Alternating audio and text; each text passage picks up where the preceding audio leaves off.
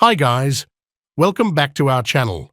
Porsche has revealed the 2025 911 Carrera and 911 Carrera GTS, and both benefit from upgraded engines. But the big news is that the GTS swaps its old 3-litre twin-turbo Boxer 6 for a new 3.6-litre Boxer 6 with a single electrically driven turbocharger and a permanently excited synchronous motor in the transmission.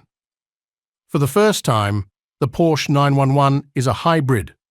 Along with a new powertrain, the 911 gets new looks that conceal active aerodynamic aids, and the GTS gets rear axle steering as standard. The headline figures are as follows. The 911 GTS achieves 0-60 miles per hour in 2.9 seconds, shaving 0.3 seconds from its predecessor's time, and tops out at 194 miles per hour. The base 911, meanwhile, gets to 60 miles per hour in 3.9 seconds as standard and 3.7 seconds with the optional Sport Chrono Package. The top speed for the 911 Carrera has increased ever so slightly from 182 to 183 miles per hour. The 911 GTS uses a newly developed electrically driven turbocharger, and although the automaker doesn't go into great detail, it appears to use a method wherein the German automaker discusses a system so effective at turning wasted exhaust gases into usable energy that a single large turbo can be used in place of two small ones. That appears to be the case here, as the twin-turbo setup is gone. The single turbo has no wastegate, and its electric motor can generate up to 11 kilowatts, nearly 15 horsepower. Both the E-turbo and the in-transmission E-motor use a single 1.9 kilowatts per hour gross battery operating at 400 volts.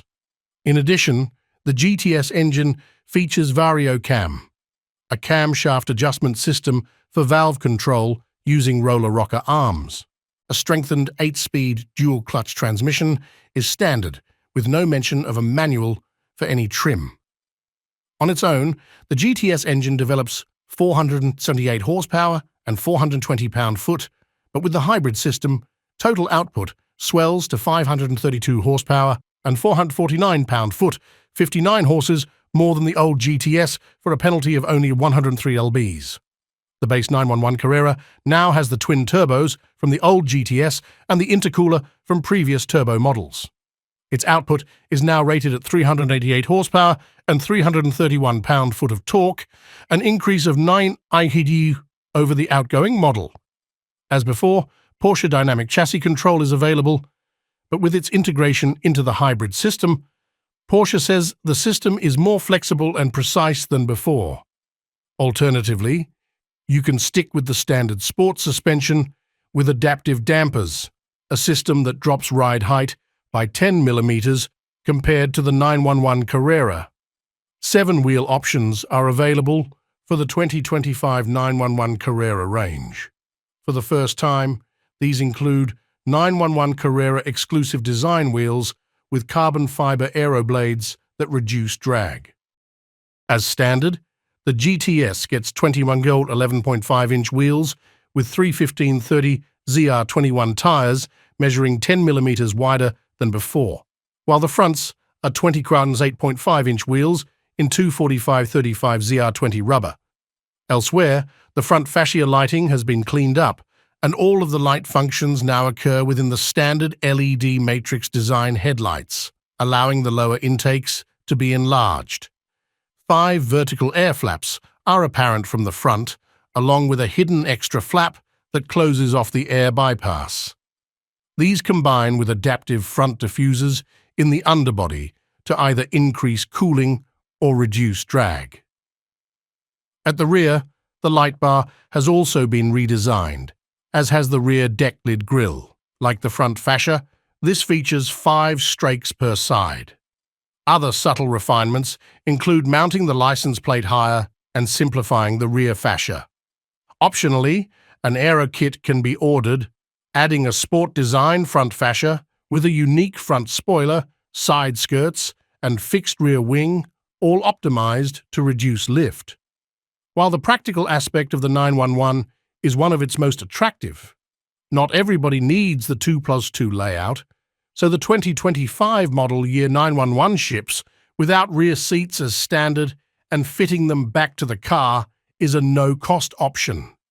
This is not new to most 911 buyers, but what is different is the addition of a start-stop button to the left of the steering wheel for the first time. Inside the center console, the storage area houses a wireless inductive charging area for your phone, and this cubby is cooled so that your battery doesn't overheat. Another new element that may be less well received is the long-dreaded loss of the analog tachometer. For the first time, the driver's information cluster is fully digital, but at least the curved 12.6-inch display can be customized with up to 7 different displays, one of which faithfully recreates the central TAC design so beloved by the Porsche faithful. The center display remains a 10.9-inch screen, but it now allows apps like Spotify and Apple Music to be used as native apps without connecting your smartphone, and you can now log in to your Porsche ID using a QR code.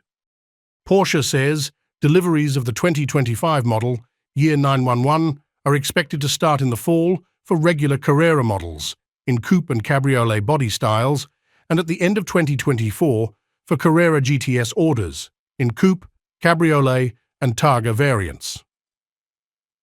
The Carrera S is not available for the 2025 model year.